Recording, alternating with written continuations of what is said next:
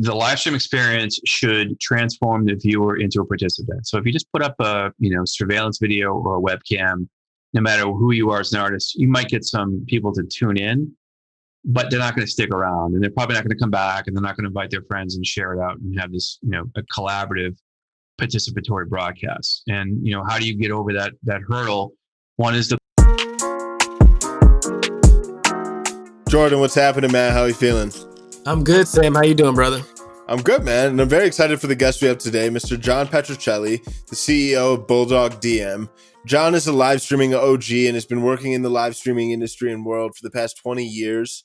What I really enjoyed about this conversation, we dive in to cover a lot of different topics within the landscape of live streaming. But from my perspective, I'm really interested when it comes to, okay, is live streaming just a fad now? How will this become a staple, and how will this live in the industry over the next 6 to 12 plus months and beyond COVID? So I think what we speak and get to dive in and get his expert and professional opinion is, as far as how the market will continue to shift, what needs to happen in order for artists to be able to command purchasing, to get their customers and their fans to a point where they actually want to pay for live streams. And I know we've seen paid live streams here and there, but we discussed what are some of the different ways in which you can really elevate the quality of a live stream to the point that somebody is going to be willing to pay for it. The last point that really stuck out, and I think this will be reiterated in the episode itself, is the way John frames it. A successful live stream boils down to participation with the audience. And I think we've seen that firsthand with some of the artists and live streams we run with Knox. But I think the success and the uniqueness of the live stream platform is the fact that people can engage. I remember we were doing a live stream for this one artist, Blondish, and somebody commented on Twitch saying, let's be grateful that for this one time in history, it's acceptable for a fan to ask a question to a DJ in the middle of their performance. So I think making sure you just innovate as far as how you're actually able to engage with fans during live streams is unique to me too. What do you think, Jordan? Yeah, it's interesting because I think when people think of live streaming, they only think of, since the beginning of 2020, but live streaming has been around for a long time, and it's really great to have somebody who's been involved with it for so long. So, we discussed the evolution of live streaming over the past 20 years, what that looked like, what success looked like, and what success looks like now, and what that evolution has become.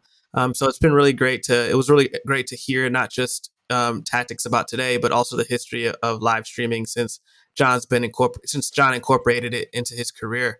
One thing that I also really appreciate is that for people who may not be able to afford a big budget, or for people who may be able to afford a big budget, he laid out a framework for people to create an engaging live stream at all levels. So by the time you finish this episode, you'll have a little history. You'll have what success is in 2020 and how to create an engaging live stream. And you'll also hear about how Prince used to perform at after parties after each show. I thought that was really exciting just as a music fan. So generally well-balanced episode with a mix of tactics, insight, and entertainment. And I'm excited for everybody to hear it. Let's get into it. John, thanks for virtually coming out, man. We're super excited to have you on. I know we don't really, get into this space too much on the podcast. It'll be great to talk with someone who actually, didn't get into that space recently, but that's been in it for a while now. So I guess, to kick things off, like live streaming is in high demand right now, but prior to it growing, obviously it was growing at a much slower pace. So what market trends or what piqued your interest in the space at all? And what made you decide to transition into it? Well, first, thanks for having me. I'm eager to have this conversation and talk about live streaming, how it impacts the overall music industry. But to your point, Jordan, I've been in this space for 20 years, ironically, and people don't realize that live streaming has been around that long. And what really drew me to it, ironically, was I was working with Prince, and Prince had looked for a solution where you could have a direct-to-consumer music service. And I got introduced, and we were off and running. I built him something that allowed him, being the independent, entrepreneurial, iconic artist that he is.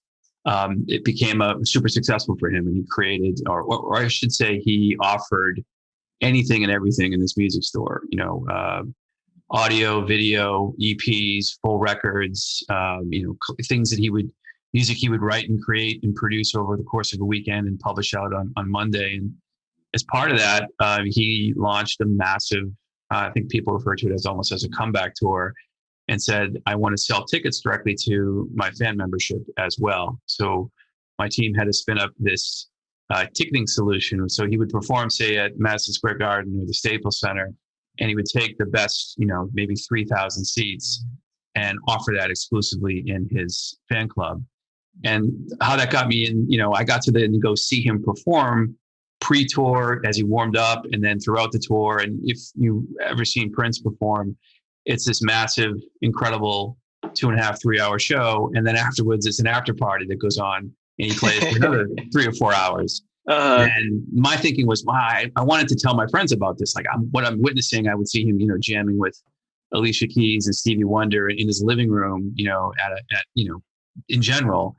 And I thought there's going to come a day where, there's going to come a day where we can share this information together. And I was on the board advising a live streaming company, and I had gone through this process. And I thought, I want to get into this business now. So I took it over as CEO, and within, I think, 2 or 3 months, AEG, bought the company.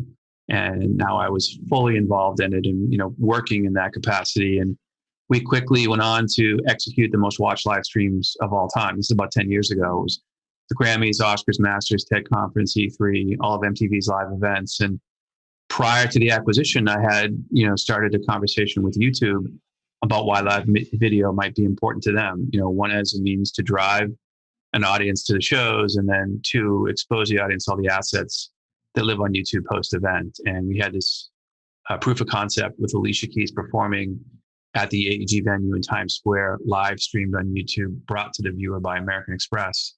And it was, amazing. And YouTube came back to me and said, you were right. We had a happy brand, happy audience, happy artists. We want to be in this business. We currently function as a VOD business. So we need you to come in and provide those services. So for 3 years or 4 years, I supported and provide the services on the YouTube platform that included things like Coachella, Bonnaroo, Rock in Rio, Lollapalooza. That Alicia Keys performance became American Express on stage, iconic performances by bands, directed by, noteworthy feature film directors. And that's really, what kind of that process of Prince, AEG, and YouTube was the kind of the journey that I've been on, which led me to form and start, Bulldog as an independent company itself. That's awesome. So a couple things. One, me asking you how you got into the space, and the first thing you saying was, ironically, I was working with Prince, is like the best intro you could do to that question. so I was like, okay, that's where we are now. That's the foundation. That's great. Second of all, I've never seen Prince perform. Obviously, won't be able to. That room sounds magical. Especially these after parties. And one thing that I want to note to our listeners is that, especially the entrepreneur ones, you said in the beginning of your story that you wish you could share that experience with your friends and with the people around you. And that's kind of what spawned this desire in you, right? It wasn't like you were looking for the next big thing or trying to come up with like a great business idea. You just kept your eyes open to opportunities and based them in your own needs and wants as a consumer, which I think is really important to note as a business person, especially as an entrepreneur in like the music space. So I just think that's really cool.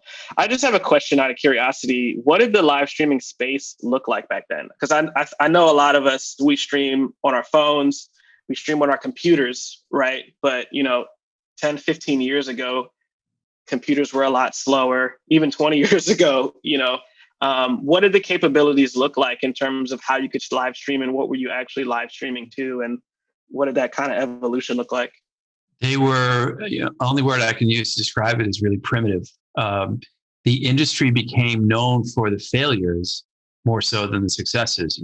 Everyone was kind of knew about the Victoria's Secret fashion show that was this big live stream, and it completely crashed. No one got to really see anything. I think early back then too, Oprah did like this big broadcast with all these celebrities, and it really ended up being, like a slideshow, right? You could, if you're lucky, if you got any video, and if you did, it was like this image, and it really, although there was interest in it, it really didn't work. And you had to have a massive dedicated bandwidth, to pull it off. And it became, a process. And what started to happen there was the adoption and the proliferation of connected devices, really the smartphone, and the ability of smartphones to play video, especially adaptive bitrate, HLS. Back then it was prominently Flash, but it really was YouTube and YouTube's standardization on Flash, and the market started to really, really change.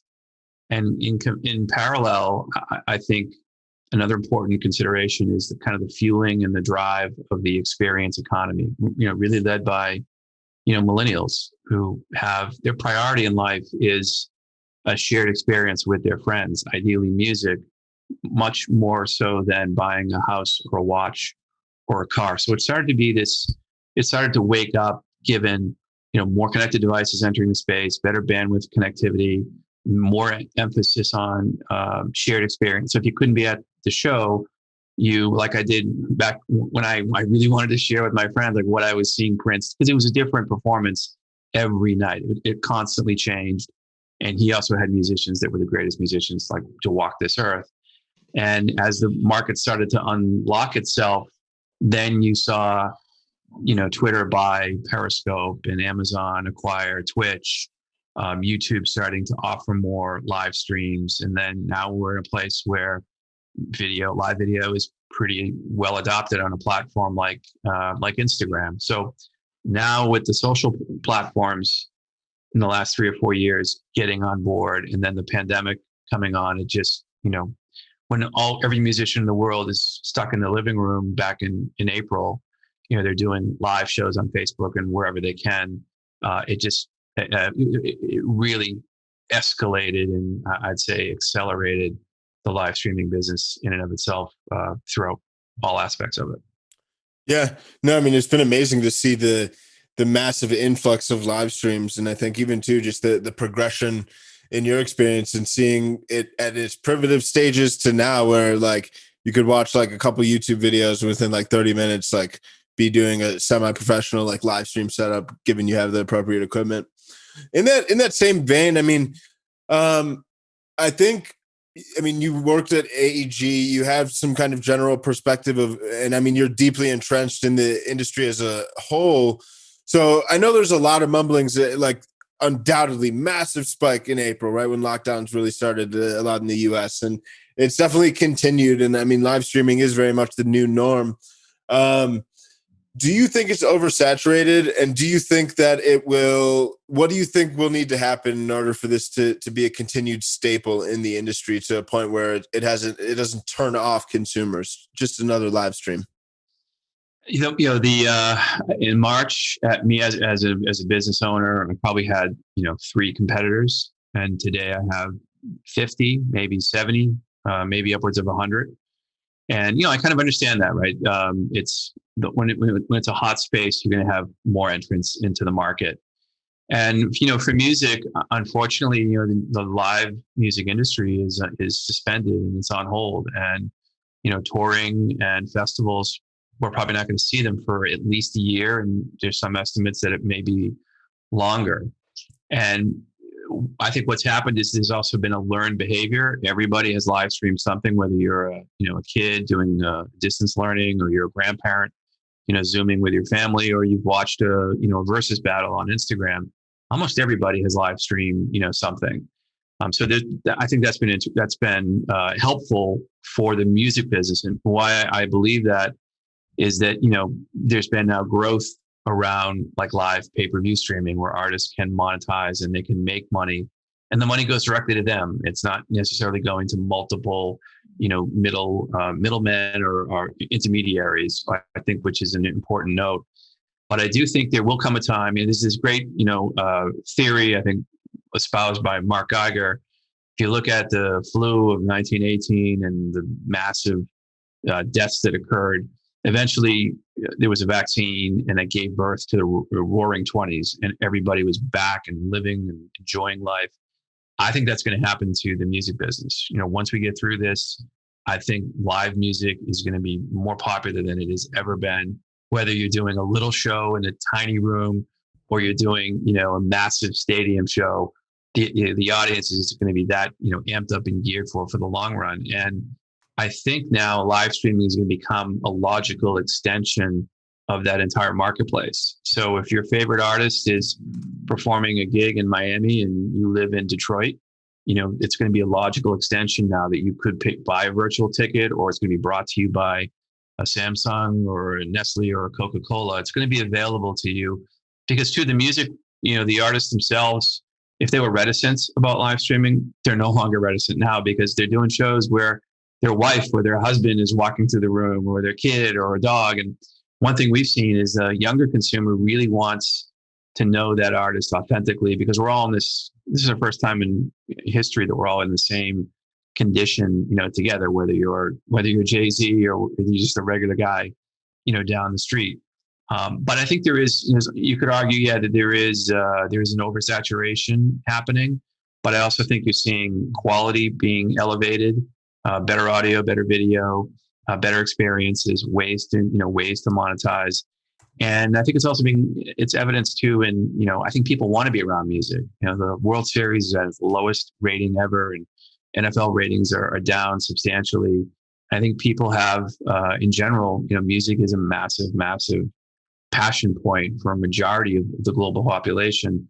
So there's with that comes opportunity that live video allows us that other forms of entertainment or media or even technology don't. Yeah, for sure. No, lots of great points there, and I'll speak for myself, but I'm very much counting down to the our equivalent of the Roaring '20s. I mean, it is almost a perfect century Seems like later. I'm trying to party. I can't wait to party. But we digress. In that vein, though, I mean, you kind of mentioned that a big differentiating factor is becoming the quality, both from a just general production quality to different types of features, and I know there's some interesting like visual formats and experiences. I mean, you have tons of exposure to tons of different live streams. From your perspective, like, what are some of the interesting things that stand out to you, either in live stream shows you're producing or just things you're seeing in the market that are really enabling artists to elevate quality and really to a point where it can actually command the kind of purchase from a fan? Yeah, we've always believed that the live stream experience should transform the viewer into a participant. So if you just put up a surveillance video or a webcam, no matter who you are as an artist, you might get some people to tune in, but they're not going to stick around, and they're probably not going to come back, and they're not going to invite their friends and share it out and have this a collaborative participatory broadcast. And how do you get over that hurdle? One is the quality of video. I think fortunately now, even GoPro cameras have 4K. In the pandemic, we've actually used Samsung S20 phones for certain projects that have 4K in the front, but have that reverse 8K selfie.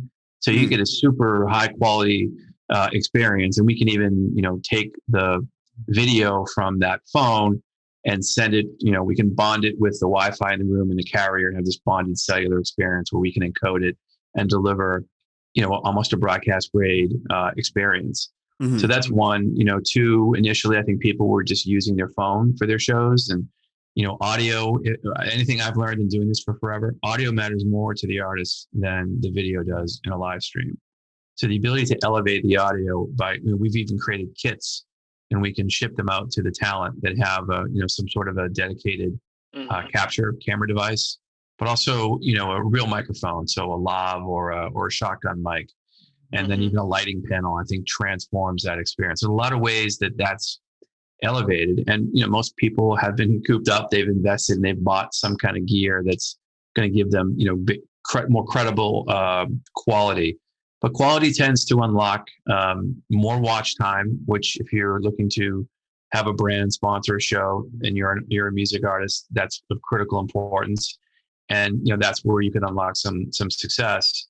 But also, if you're going to get into the business of pay-per-view, you want to give your consumer or your fan a real reason to tune in. Quality helps do that, but the ability to chat, post, comment, share, tweet about what you're watching, again, kind of goes to that collaborative effort.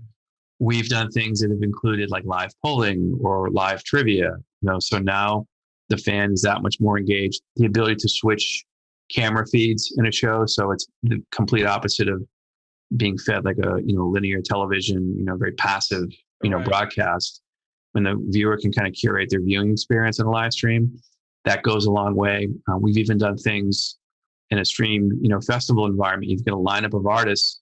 You could go into that lineup and look at, in the schedule widget, in the time and the channel that they're on, and enter in your mobile number and say, I'm Jordan. I'm a fan of all these bands. I like Prophets of Rage, G-Eazy, and Jake Bug, and you can get a push notification back that says, hey, the artist that you liked is going to come on in the next 5 minutes. And by the way, here's a link, to the video. So there's a lot of different ways to kind of elevate the quality, but also have a level of engagement and interactivity.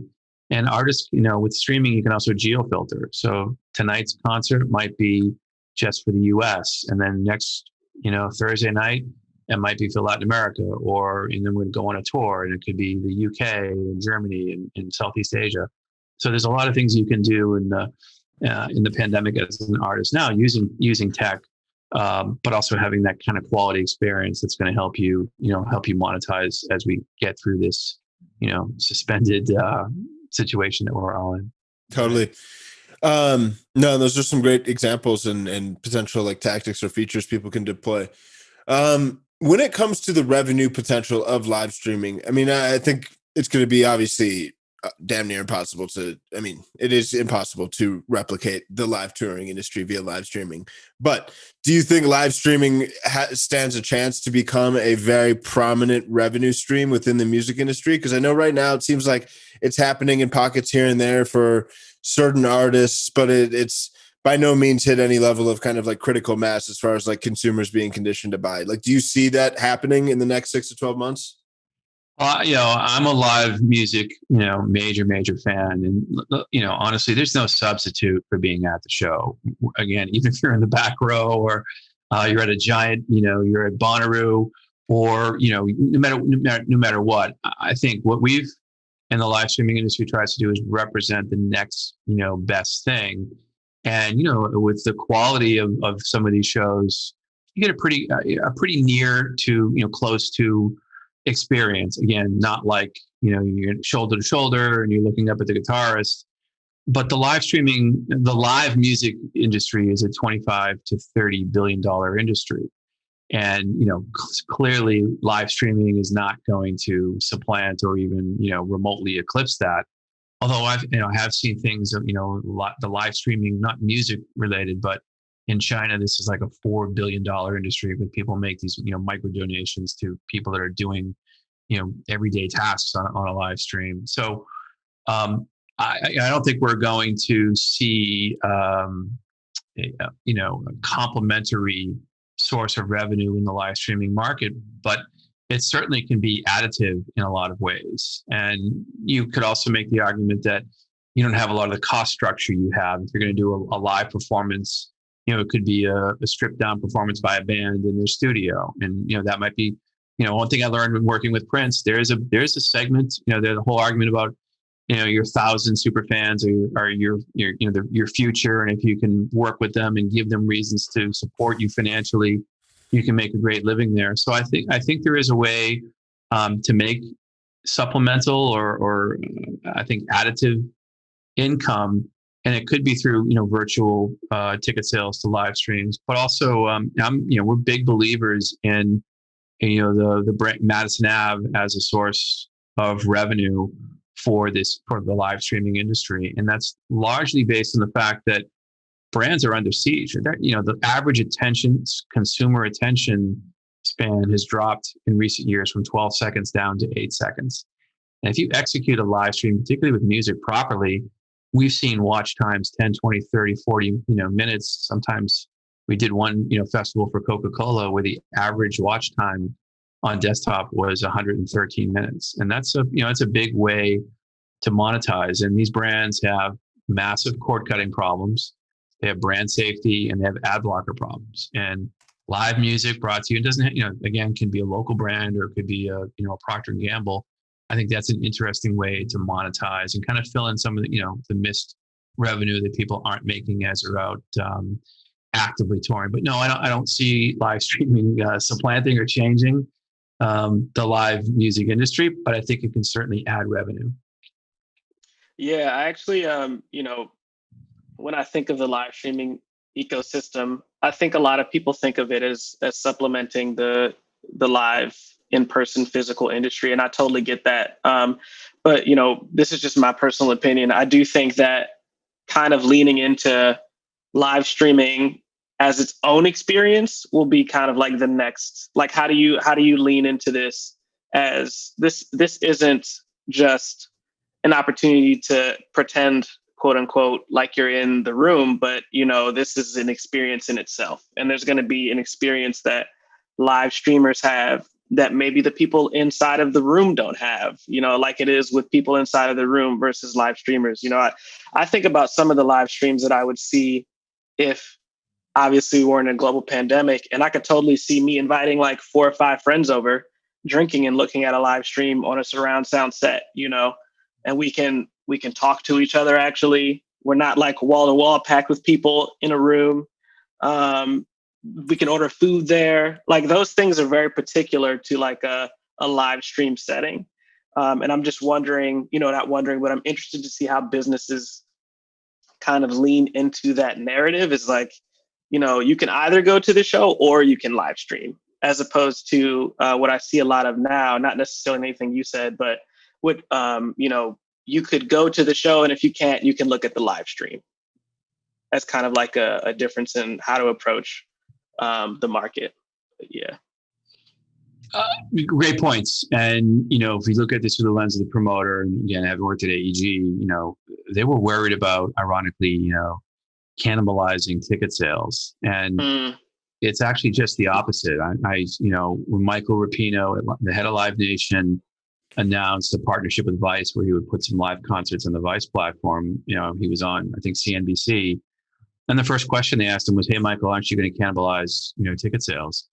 And he said, "It's just the opposite. The more live video I serve, the more tickets that I sell." And I think we've seen data that like 40 or 60% of people that are watching the live stream have a much higher propensity to buy a ticket to when that artist, comes to their town or their city. And even when we're doing festivals, sure, the audience is, they're going to show up for the headliner, the big, marquee artist. But some of those bands that are on in the afternoon have, decent digital followings, but people discover these bands that they've never heard of. And we see it. I think a great example in the pandemic was the versus battle between Jill Scott and Erykah Badu. And 48 hours after that had concluded, their stream plays on Apple, Spotify, et cetera, I think tripled, right? So, and I think a lot of that was young fans who might not have known their music watched this amazing live stream. Were like, I want to find out more about their catalog and who they are. So there's it's actually, again, it's the inverse. People aren't going to, I say, I'm not going to go to that show. But to your point, you could have, not everybody, Bonnaroo or Coachella sold out. You could view that experience in your home, with your friends. We've seen, integrations with like Grubhub and Postmates, and you order something and that could get a code that unlocks a different channel, or maybe it's a place where you can set up, viewing parties privately with up to X amount of people.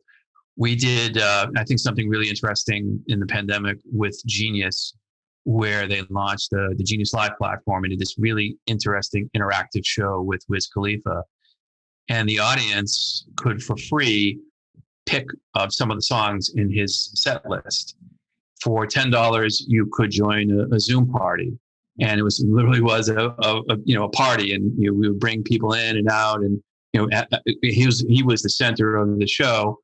And for $100, you could get a shout out, and for $200, he would actually answer a question you asked him. And those last two things were oversubscribed. There wasn't enough time in his set to even address the volume of people that wanted that. And the money raised went to his, he's from Pittsburgh, and it was the Black Empowerment Program in Pittsburgh. He, donated the money to, and it was one of the coolest. He's in his backyard in LA doing this show, but it was incredibly innovative. The fans, loved it. You could also donate in real time to the cause. And this is all done on the Genius platform, but also it was teased out on Facebook, Instagram, Twitter, and I think YouTube. And you could watch there, but you could also go back. You could be invited over to the Genius Hub to have all these kind of cool interactive things, happening. And in my mind, fans, if you hadn't seen you perform live that tuned in for this, I think you were converted. It was such a cool, cool way to do this. And I think that's the power for musicians, is the discovery factor that comes with live streaming. And I think it's a great sell to your live show, your catalog, who you are, even, merch. We did something over the weekend with Avril Lavigne, who suffers from Lyme disease, and did this, interactive concert to raise awareness for the Fight Lyme and the Global Lyme Alliance. And you could buy a ticket to the show for one price. You could buy a ticket to the show and also purchase a custom T-shirt, commemorative to the experience. And a third level included both of those options, but the ability to also go to the sound check. And you could also ask a question. And she picked, I think, 8 questions from that audience and answer them as well. And these are things you normally wouldn't get. You wouldn't have the ability to do, but here are artists adapting to the times and offering those things. And certainly when they are out on touring, those artists, they're not going to have any problem, selling tickets to these shows. Yeah, absolutely. It's funny you brought up Versus too, because I listened to a lot of music that I heard on Versus because it kind of like brought me back to a time when I was listening to those songs also. So in addition to like the people that are listening and kind of being like, yo, I didn't realize T-Pain had music like that back then. I'm also like, dude, this is like the soundtrack to my life that's playing at the same time, So definitely a great rediscovery tool that reverberates throughout the industry of the music industry in general, I want to get to like a high level question. We do have a question from a patron that said, how do you, his name is Dennis. Shout out Dennis. How do you make your live stream engaging when it's on a much, much smaller scale? And that kind of gets back to what makes a great, successful live stream. Like we kind of talked about it a little bit, right? Like bringing a listener or a viewer and turning them into a participant. That's like, one of your staples. What's some things that can that work at every sort of level of live streaming that people can pay attention to and make sure that, they're hitting the right markers? Yeah, I think we touched on, first it's quality. I mean, and if, let's say not everyone's going to be able to afford the gear to do this. Right. My recommendation is to really focus on the audio. So even if your video is somewhat compromised in some way, as long as the audio is strong, the fans will still listen, because again, it's still music, even though it's, a live video experience. So that's a good, safeguard, to focus on as a priority. And then, 2, going as wide as you can. Right now I think there are 7 platforms: as Facebook, YouTube, Twitch, Twitter, LinkedIn, Instagram, and TikTok are now all offer live video. And TikTok's, I think 3 months into it. But those platforms, so, if you can't hit all 7, and there are tools out there that allow, like, software that you can broadcast out to all of them. And if you can't get, not every artist, like LinkedIn is probably not it's more of an enterprise business platform. But you can pick your, your top 3 and send your shows, there. And that's a cost-effective way, to properly market. Definitely solicit feedback during the show. You can message out and say, hey, everyone's got an email database list of some kind. Mm-hmm. What are some of the songs you want to see me perform? Or what are some recommendations or requests? Or, like Wiz did, are there shout outs that I could offer? And the beauty of the situation, I think one of the upsides is your fans will give you great feedback. And both your hardcore fans, but also your new ones will, and we're all kind of wired for that. And I think it's great. The other thing too is any alignment with a cause. Some of the proceeds, if they can go to some sort of a cause, we tend to see just a better experience, right? There's less, rhetoric in the social stream. It's more about everyone kind of collaborating together and lifting each other up, if you will. So, making, or offering, a donation button in some of these experiences, and a lot of the platforms now are wired, to do that. Right. I think that, those are compelling ways to stand out and also do this with some cadence. You can't just do it once and think, I'm off to the races. Planning a bi-monthly, monthly, weekly live stream, I think is a great way to go. And, you can turn on the social platforms. This is all free, right? They don't necessarily, charge you. So there's a lot. The upside here is for an artist. There were a lot of tools that just weren't available as recently as 3 years ago, and everybody's on these platforms right now. Yeah, and they want live content, and especially music. Awesome. Cool. Well, want to thank you for coming out. I think a lot of people are going to take a lot from this episode. Live streaming is the hot thing, of course, but you're like a veteran for it. So it's really great to get somebody on that can actually speak from a long history of experience. So thank you. Oh, well, thanks for having me and having this forum. And, my mission is to, transfer knowledge and to help, the music community through this time. So, consider us a resource for anything that your audience, they have questions, we're happy to be helpful in any way that we can. That's awesome. Appreciate that, man. Awesome. Well, John, thank you so much, man. Catch you on the next live stream. Look forward to it. I got to peep some. Cheers. Man, well, that was a great episode. I really enjoyed what John had to say, and I'm really excited to see just the continued innovation that occurs in the field of live streaming. What'd you think, man? I thought it was just an all-around great episode. Like I said in the intro, it's a mix of entertainment, insight, and history, and I think that's when you get really great episodes from the podcast. So being able to just talk about the last 20 years, how it's led up to today, and also just being able to get to know John, I think was a really awesome experience. And he's given us perspective in this episode that a lot of people don't have. And, I hear a lot of people getting into live streaming in general the past 2 years. That's cool. But to really hear from an OG, from a veteran of the game was super dope. Amazing. Yeah, for sure. Well, as always, really grateful for each and every one of you guys. Thanks for tuning in. We'll be back next week.